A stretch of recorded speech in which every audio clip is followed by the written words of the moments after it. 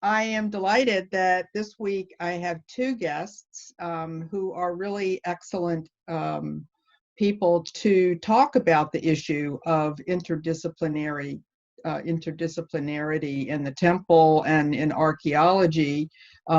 Of doing any kind of archaeology, we need various people with all sorts of expertise, and the hard part in many ways is finding those people, getting them out into the field when you need them, making sure they have the devices that they need, which often falls victim either to customs or to potential problems with the Antiquities Service not being familiar. And then finally, coordinating together how the content experts can then make sense of all of the data that is produced. So I am lucky to have wonderful people to work with, and Chris Strutt is going to be speaking with us first. He is from Southampton University, and I know we have a lot of UK people here. He has worked with us now twice to do geophysical work, and you'll hear from him very soon. And David Anderson, who is both a wonderful professor of archaeology who really specializes in techniques such as photogrammetry, is also my fellow sufferer in the American Research Center in Egypt, where I'm the president and he's the vice president. So we know each other only too well. But I'm much more looking forward to this kind of discussion with Dave than I sometimes have. So I do want to just segue to these two guests by reminding us of the reasons why people like them are necessary and why we called upon them in the first place. So let me start by our looking at the precinct of the goddess Mut. And this aerial image from Google Earth was taken in 2013, and it's a particularly good one because you can actually see the all of our squares extremely well. So you can see where we worked behind the lake. This was between 2002 and 2012, actually 2015. And then also look back here and you'll see another group, and I'm going to just mention those briefly because you can also see that we have a wide open area here that represents actually the largest part of ancient Thebes that is not settled. It does not have standing buildings on it anywhere in Luxor. So just to remind you, we had worked back there and we had an area of grain production and processing that included granaries, bakeries, breweries, and workshops associated with the temple. We also had areas where we had a space for a kiosk where the supervisor watching the grain production would be, and right next to him or her, probably not a her, was a ramp that allowed people to access the areas to bring the grain in from the south directly. We had next to that area a group of rooms that underlie this early 18th dynasty ramp that actually are rooms of for domestic setting of the late Second Intermediate period. So while on the top layers we were getting objects that are typical of the early New Kingdom, in that room that you see right here, we actually had on the floor of this tiny room what you might even call someone's storage for their vessels in the kitchen. And a whole series of vessels. This one is well known to all of us in modern times as a tagen that one can cook in. And I'll just show you a few sherds of late second intermediate period here on the left that we got in here and in the area directly next to it. Now, here's a map that shows these, all of those squares on here. And this is where we had been working. We decided that same year in 2011 also to go back further in the precinct and take a look at that. This area produced almost immediately below the surface mud brick walls, and in fact what can only be described as more mud brick ramping that ran both south-north and east-west. Here's the east-west version. And anywhere we began to work, we had these very thin but clearly present wide mud brick ramping. Underlaying those were regular domestic dwellings of the third intermediate period, and we even had, and these are objects from third intermediate period and slightly later, including large pieces of blue pigment that people had been using for doing decorative things.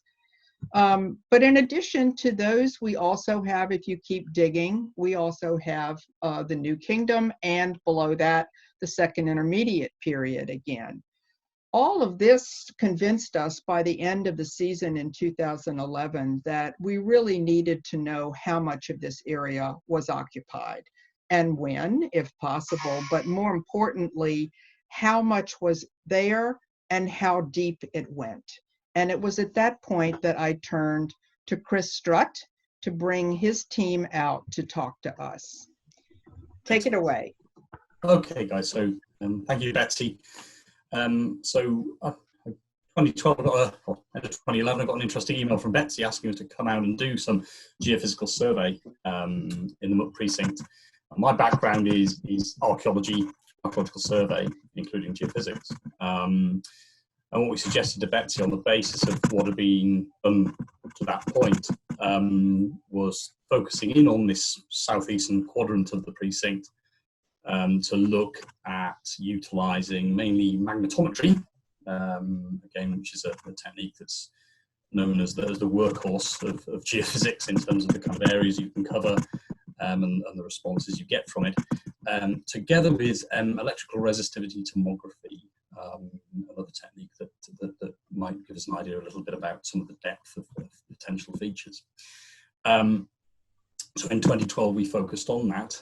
Can I operate the screen, Betsy? Or are you going to do next slide, please, if that's possible? Sorry. No, I can't do it. This is your next one. Should I keep going? Yes. So in essence, we surveyed in 2012, and then we came back and did more geophysical survey, this time magnetometry and ground penetrating radar in the northern sector of the precinct. This image is a lovely image. I use this for my students, the third years. It's a very simple image from Clark, is seen beneath the soil book, but it does a very good job of telling you what geophysics does. And I don't know how many of you here are used to seeing these techniques being used for archaeological purposes, but essentially there is a series of lines. The top row shows you what might be present archaeologically. The second row shows you what's left once everything's disappeared, that might be centuries or thousands of years old. And then the following lines show you the kind of responses you might get using different techniques: resistivity, magnetometry, magnetic susceptibility, and phosphate analysis. And the point of this image is really to show you the kind of responses you might expect in terms of using geophysical techniques in archaeology. So resistivity works on the basis of passing an electrical current, and you're measuring high or low resistivity, and that's usually predicated on the grain size of the soil and the moisture content of the soil, as well as chemical issues to do with the soil. So where you've got a ditch filled with a fine sediment, you'd expect to see low resistivity because the current will pass very, very easily through that. If you've got a limestone wall, then it'll be high resistivity because that limestone will have a higher resistive properties to the electrical current. Magnetometry, you're normally using, and in our instance, we're using fluxgate gradiometers. You'll see a picture in a minute. That's essentially measuring the localized variations in the Earth's magnetic field caused by things that are buried under the ground. Now that might be based on the magnetic susceptibility of the material. You might have various iron oxides within soils and sediments as well, or it might be to do with the fact material has been fired or heated in a particular way, and then that will show you variations of that. I won't talk about the other two levels on this, they're more kind of geochemical analysis, and I'll leave those at the moment. But essentially what these techniques allow you to do is to measure these changes in subsoil in terms of what's buried. And Betty's already discussed this area. This is where we worked in 2012, just to the south of Betty's trenches, and this wide open area with the dreaded halfa grass that had to be cut back before we could actually survey it. Trying to walk through this stuff using these techniques is not ideal. And in 2016, we worked in the north half of the precinct. This is a photograph looking west towards Karnak village, from Chapel B towards, is it Ramses III temple across the other side of the lake. So essentially you can see the trail left by our GPR equipment in the sediment there, to give you an idea of the kind of ground that we were working on. In 2012, I think we used tapes to establish the grid based upon a series of stations from the excavation that Betsy was running. In 2016, we brought everything together and used our GPS, this RTK GPS, real-time kinetic, with a base station and a rover. You can see my colleague Dominic Barker here using it, and that was used to establish the grid for the survey. So our technique with magnetometry, essentially we walk up and down with a dual sensor array. You can see it there, and two kind of tubes vertically running down either side. And what those tubes have in each of them is a set of flux gates, one at the top, one at the bottom, that is essentially measuring the changes locally in the Earth's magnetic field. And we're talking in the range of nanotesla here, kind of relatively small changes in the local area that we can then map. The other technique we used in 2016 is ground penetrating radar. And very briefly, essentially what you have is, in this instance, a box with an antenna in it that's sending out a radar wave, and a receiver that's measuring the two-way time in nanoseconds for that signal to propagate through the ground, reflect off objects under the ground, and come back to the receiver. And finally, in 2012, we used electrical resistivity tomography. Now, on the top right there, you can see a simple kind of resistivity array with two current probes at either end, and the potential probes measuring the potential of that current in the center. What we used was quite a complex thing that had a series of cables. You can see the cable in the center there, kind of reeled out, and with a series of probes attached that takes a series of readings using 4 probes at each time to take resistivity measurements. So you go along a certain separation, the shallowest, along the profile, taking the readings, then you use every other probe so it goes deeper, and then the ray essentially expands, going deeper and deeper and deeper, and taking a series of readings. And that allows us to build a profile of the resistivity values through the site. So the results from the southeast part of the precinct look a little bit like this. This is the magnetometry results. So essentially we take the instrument, we download everything, we put it into a grid, and then map it as a grayscale, a little bit like you might map topography or similar things. And what you have here is positive nanotesla, negative nanotesla going black through white. And the readings are positioned in the grayscale, so you can see a series of anomalies, we call them either discrete or linear. And the main kind of features that came out of here, perhaps similar to relating very much to what to Betsy's excavation, are walls running east to west, marking possible small rooms, and these slightly negative linear anomalies that may mark pathways or corridors within the structures or through the structures.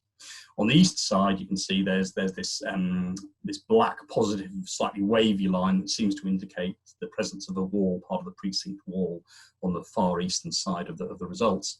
And it's more noisy in the data towards the west of the data, the left-hand side of the image, in which you see a number of what we call dipolar, black and white, discrete or splodge-like responses that mark possible kilns or areas of burn material, possibly associated with some of this cooking or whatever else on the west side of the image. The ERT meant we did our series of profiles using the ERT through this area of the site, and that gives you these nice profiles where you're getting the purples and the reds. We've got high resistivity indicating walls or infilled rooms, infilled with rubble, things that give you a high resistivity, overlying essentially Nile sediment, these very dark blue low resistivity values that we see underlying the archaeology. When we put all of these profiles together and slice them along the horizontal plane, that allows us to produce basically a 2D map in plan of what we're seeing. And interestingly, this is the area on the northern side of where we did the magnetometry. And you can see these high resistivity areas of infilled rooms and possible walls, one to the left-hand side there and one in the center. And again, on the second image at the bottom there, on the left-hand side, you see very strong high resistivity readings, and that seems to correlate with one of our areas of dipolar results in the magnetometry, possible kiln, furnace, burned material. You'll also see this low resistivity and the blues that run east to west through both of these sets of results, marking a possible, I don't know, corridor or somewhere where there isn't a structural element where people are going to be able to pass through. This is just an overlay showing the magnetometer interpretation with the ERT. The issue with the ERT is I think we did the profiles every 3 meters, Betsy. I can't quite remember, but essentially it's very low resolution when you consider that we're doing magnetometry with readings every 0.5 meter by 25 centimeters. So there is an issue of resolution there. And one of the nice things to do is to overlay that slightly low resolution but effective ERT with the results of the magnetometry. And you can see here that area of this possible corridor in the ERT and these linear structures all fit in nicely with our results, showing possible rooms and structures associated with this part of the precinct. In the 2016 survey season, and we came back and we did some magnetometry and the ground penetrating radar in the northwest and northeastern parts of the precinct, this thin strip of land north of the Temple of Ramses III, and this area of this Chapel B in the northeast quadrant of the site. These are the results of the magnetometry. And again, the nicest part of these results really, I think, was the area of the structure of this temple on the right-hand side, or this chapel on the right-hand side. We had a lovely kind of square structure, maybe about 40 meters, 35 meters long, about the same wide. Potential evidence showing the axis of that with a series of, I presume, some kind of portico at the front of it on the west side and a series of subdivisions on the east side. Also a number of other smaller linear features suggesting the presence of more potential mud brick or other structural elements on the same alignment. The results were less edifying on the other side, although we did have this dark linear set of results, perhaps associated with structures in that kind of northwest corner of the precinct. And a series of other kind of east-west features showing up there. And in some instances, like at the chapel here, some of the potential limestone structures show up quite nicely as negative results sat in the sediment. In other areas, the results were less edifying. And this is one of the kind of issues with geophysics. You're not always guaranteed to see things very clearly. What there is, or appears to be out the front of the Temple of Ramses III, is a nice square room or structure or area just immediately to the north of the temple. And this just shows the same areas in a little more detail with our interpretation. So you can see that square room to the north of the temple, these linear features running east to west across the area, suggesting smaller structures and potentially mud brick, and this kind of linear positive dark anomaly running kind of north-south, parallel with the modern wall that encloses the precinct. And again, the chapel site, which stood out a lot more clearly. Again, I think the presence of material there quite close to the surface, and we had to literally kind of jump over lumps of limestone and other structural oddities to actually do the survey. It was a bit of an obstacle course, but with the magnetometry we managed it. And again, we did ground penetrating radar, this with a 200 megahertz antenna. Potentially you can go down to maybe 6 or 7 meters with this large antenna, although it's a little bit lower resolution than some of the other antenna we use. Here, I think a lot of the mud brick structural remains did not show up, and I think that's an issue to do with the contrast between the Nile sediment, or the natural sediment of the area, and mud brick. I've had instances where we've gone across mud brick structures that are quite substantial, but the mud brick is very similar to the surrounding subsoil, and because you don't have that variation in what's called the relative dielectric permittivity, the RDP, things just do not show up very clearly at all. What shows up quite clearly in these results, though, are the remains of possible kind of limestone structural elements. Well, on the eastern edge of the survey, to the north of the Temple of Ramses III, kind of going around the excavation area there, and the kind of front end of the Chapel B. Now, our survey of Chapel B stopped where it stops because there were substantial limestone blocks. We couldn't drag the GPR through them. There was nothing we could do to actually survey the area. So that's why it looks like it does. But what you can see here is this is really showing up those substantial kind of structural elements in limestone. Again, this is just a detailed interpretation showing the same results, and the same here showing the location of the chapel.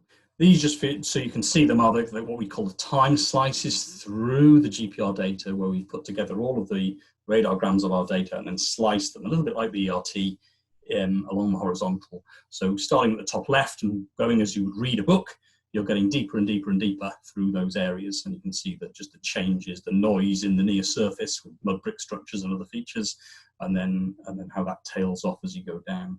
And a similar set of results for Chapel B on the right-hand side, starting off where you're not getting any response, the shallowest area where there's just sediment, and then it hits the structures as you get deeper and deeper and deeper down like that.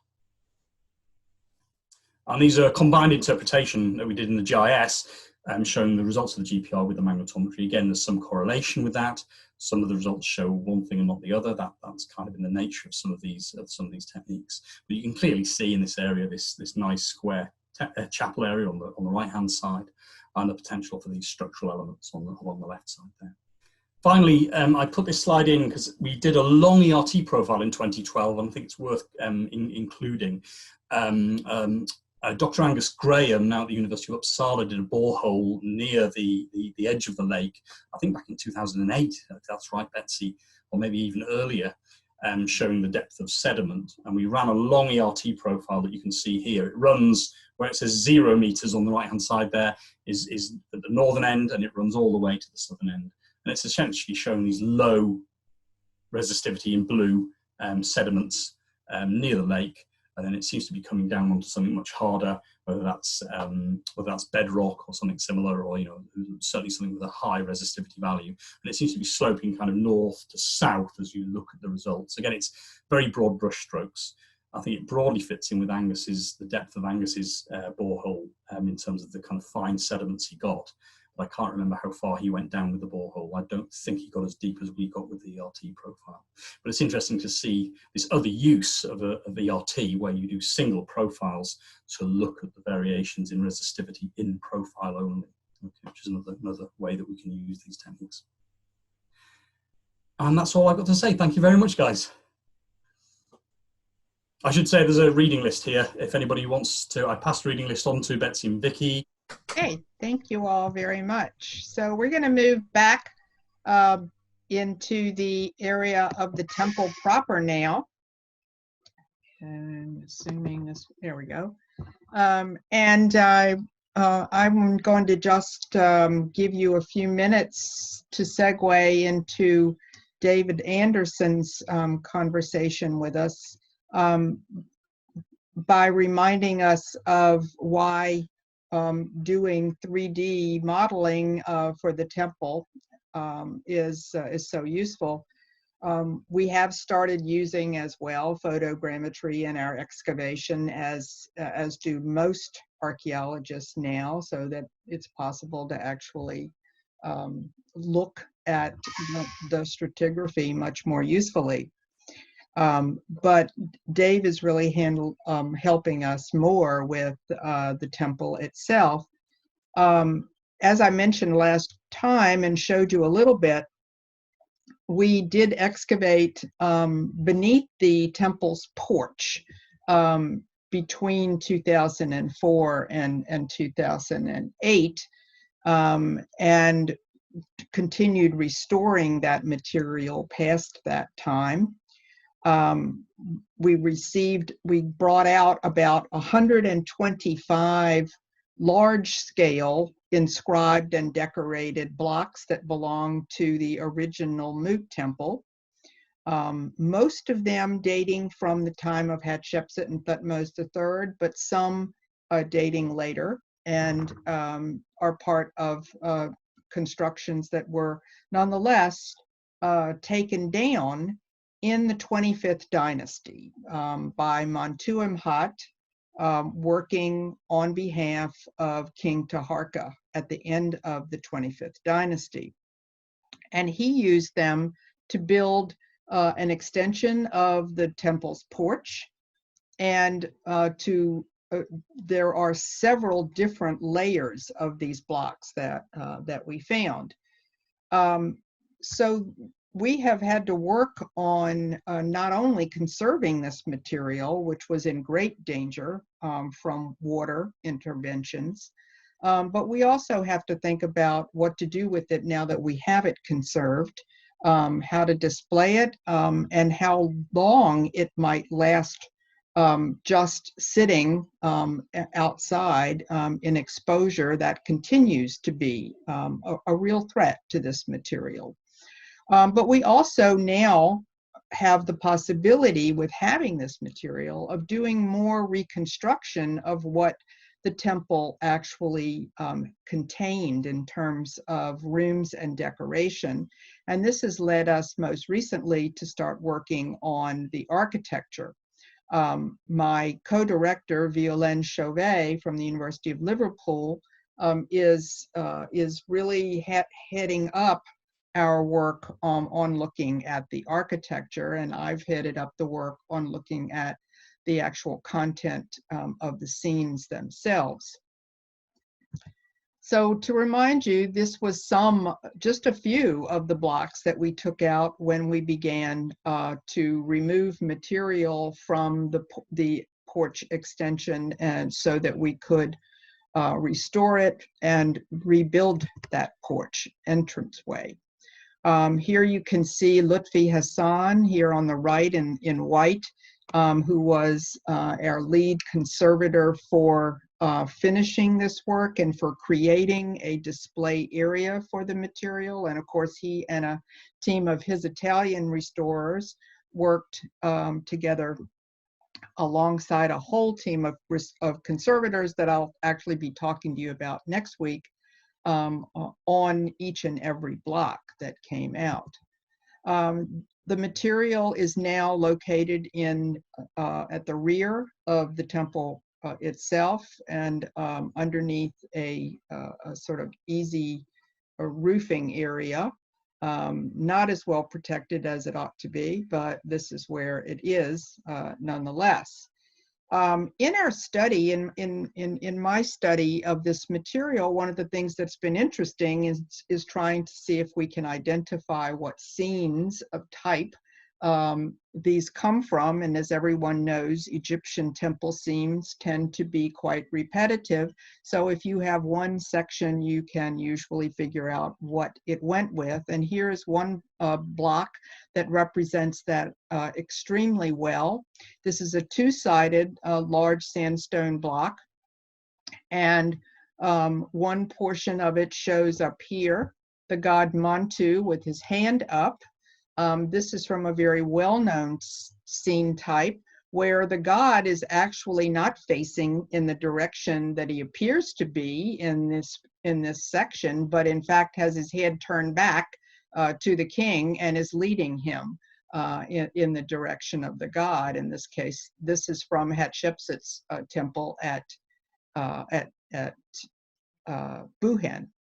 And on the other side of this same block is King Thutmose III, or Hatshepsut, and he is being led by the goddess. You can see her hand on his shoulder, and this is actually the rear of her hair.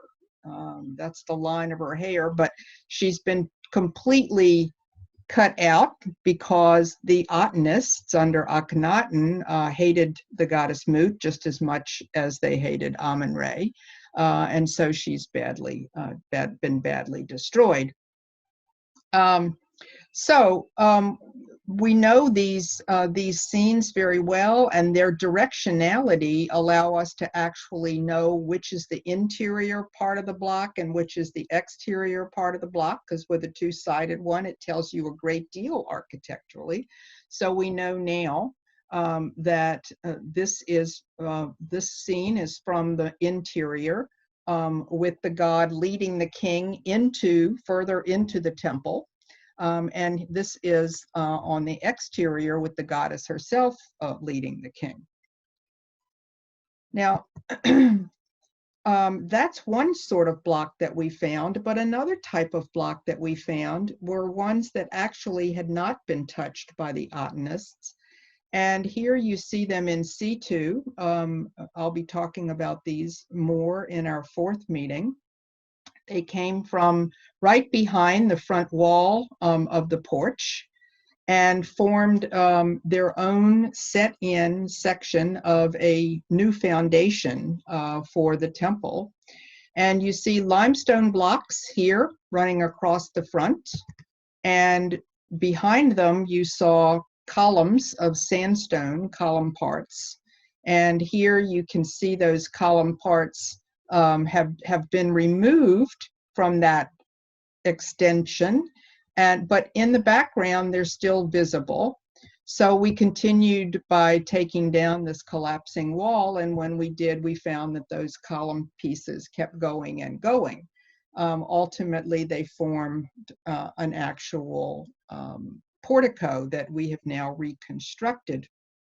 But the blocks that came out, the limestone blocks, also represent an entranceway. And we don't have more than a third of this entranceway, or maybe not even that much, but they nonetheless are highly intriguing for us to be able to do a reconstruction. We are planning to put them on display in a reconstructed form, but they will also allow us to have the entranceway to one of the original limestone shrines of Hatshepsut's temple from her co-regency period. And it is at this moment that we can bring in David Anderson, who has been helping us to look at these blocks overall and helping us to work on making 3D modeling and utilizing it eventually to do a reconstruction, not only of the temple as it exists now, but of what we have there in the future. And can you all see my screen now?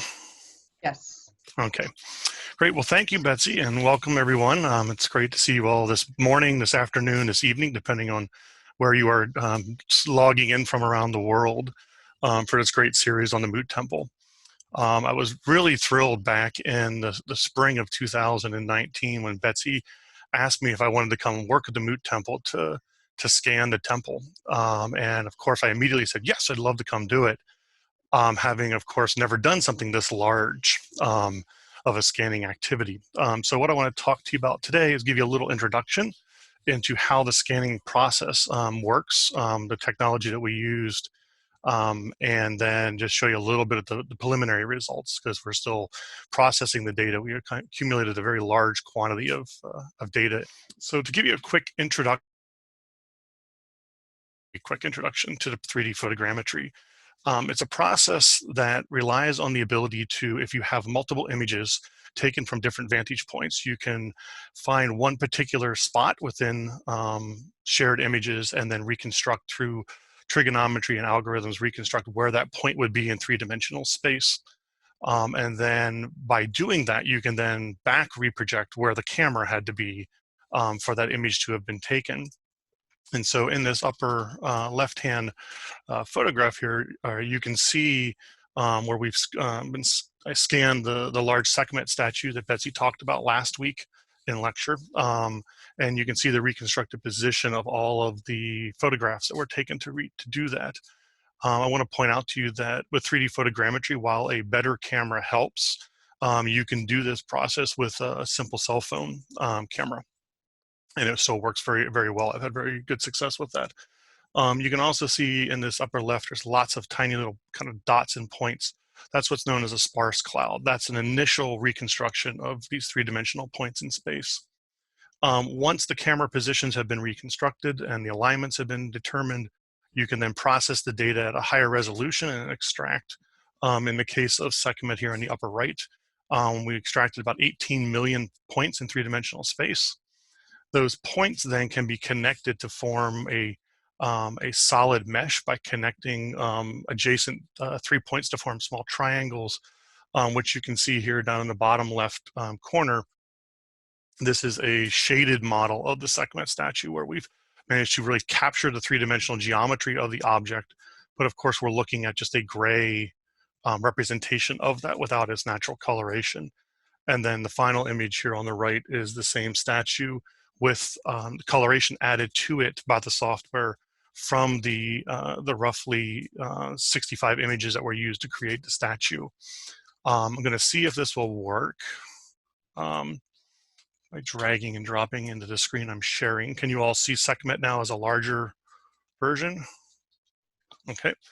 So then you can see now here we have the complete 3D model of the statue in very good detail, and we're able to both display it and allow folks to interact with it from an interpretive standpoint.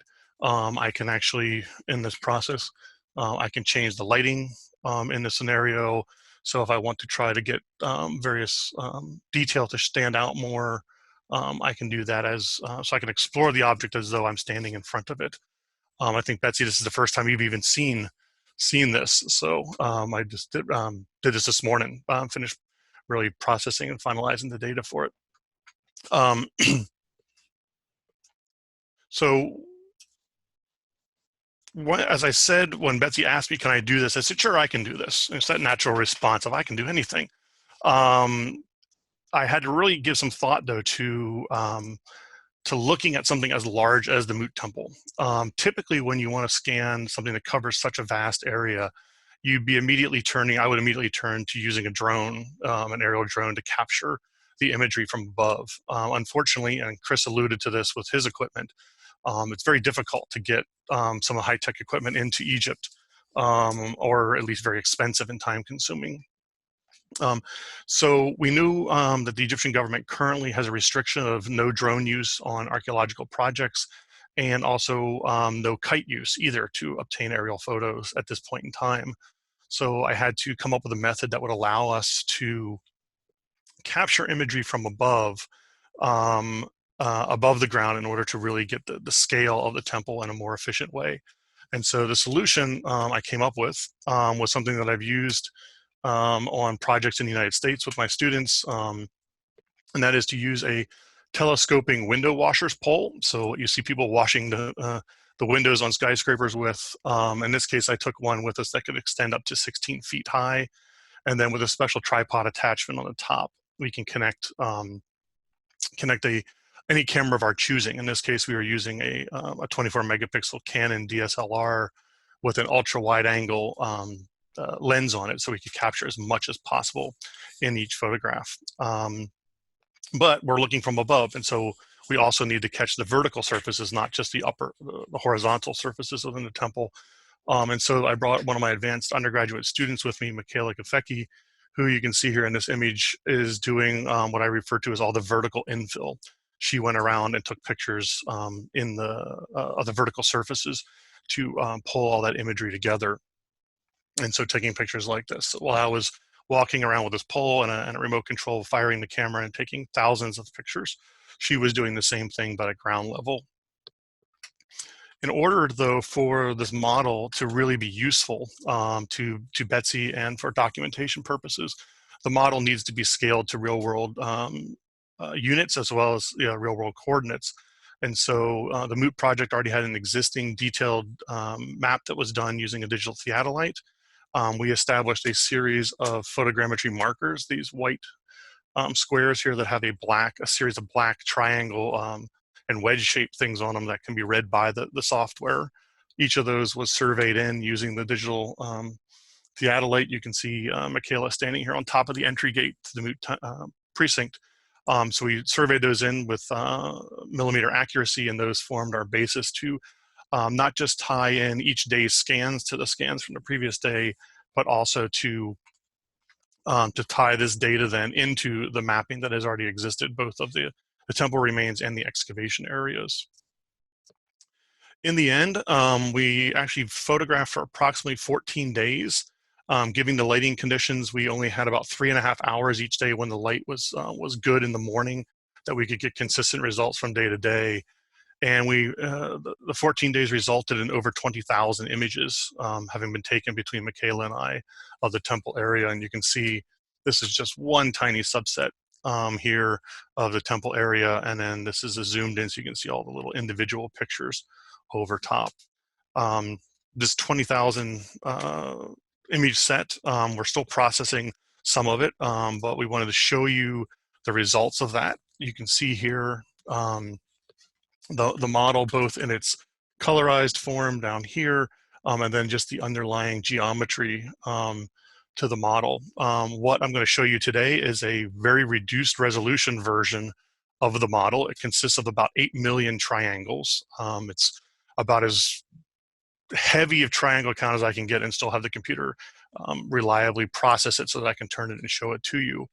But the advantage of this process is that we scan it and we have these 20,000 images and we can process it at various levels of resolution.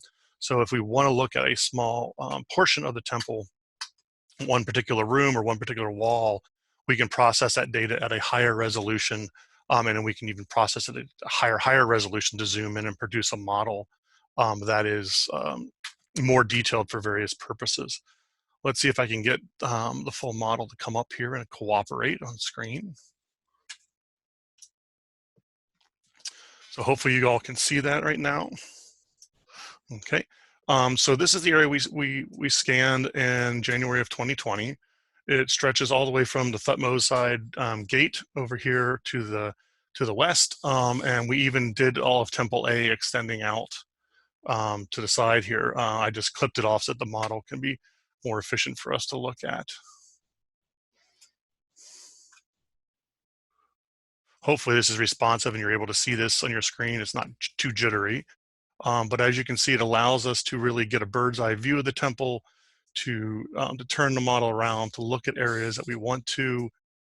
We can come in here and zoom in a little closer and kind of bring you into the temple itself.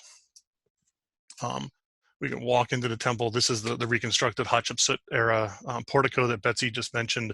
And I'll draw your attention to these two blocks sitting down here on the left that are those blocks that she was showing you, and I'll show you in a moment. But it really, and as I said, this is a low resolution model. If I turn off the coloration, you can see that it starts to get a little bit not pixely, but clunky, chunky, or is a better word. But again, as if we were to process just the area that you see here on the screen of these column bases, we can get that at a much higher resolution so that they look like, and we can even, in some cases, the inscriptions that are, the inscribed detail on them stands out in the actual geometry. And I want to stress that this was all done literally with just an off-the-shelf camera. It's about a $500 camera at this point, and it can be done with a cell phone. It can be done with a point and shoot. And some of our imagery is actually combining all of those techniques. We used a couple of different cameras. We even used my cell phone to take video footage and extracted still frames out of the video footage to compile the model. So let me show you what it is then that we're hoping to be doing with this data now that we have this complete three-dimensional platform on which to start operating. One of the first and most commonly used things with the photogrammetry modeling is the ability to produce perfectly non-distorted overhead imagery, what's called an orthophotograph. So it's dimensionally accurate from which mapping can take place. And so we can, if you zoom in this area here, you can see an entryway into one of the shrines that in the original mapping that was done with the theodolite, the cutout, a bump out there on the right wasn't visible, was still, I believe, covered with some sediments. And so now that it's been perfectly cleared, we can go back and add some of this detail to the mapping that was done before using the digital theodolite, just by tracing over these imagery. You also, those white rectangles that you can see here, this again shows you those photo markers that allow us to tie everything in. Another aspect that Betsy mentioned that we really want to start doing with the temple is this is a close-up of the temple platform, the original Hatshepsut era temple platform here. And it's hard to see in this image, but we can, in the platform itself, are basically dashed lines that were put in by the architects to show where the blocks needed to be laid as the walls were built up. And these are traced here. And you can see that we've got the back of the platform and we've got this barrel molding here on the corner. And those details can be pulled out in the three-dimensional model in 3D modeling software. And now we can start to regrow the temple up off the platform and add new walls to it. And using the blocks that were recovered and are now in the block yard, Violin Chauvet spent some time photographing all of those blocks. Had a student of mine who was a study abroad student working at Liverpool with her and processed all the blocks in 3D. And so we now have a library of these blocks that we can then move around like Legos and start to rebuild portions of the temple.